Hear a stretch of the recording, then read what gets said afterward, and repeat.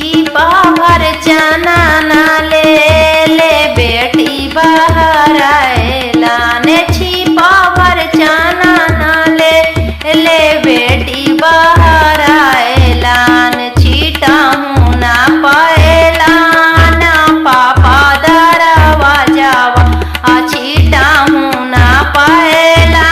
ना पापा दरवाजावा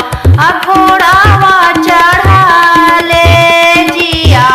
थिन दुलरे तो दुल्हा घोड़ावा चढ़ा ले जिया थिन दुलरे तो दुल्हा लोखूं धानिया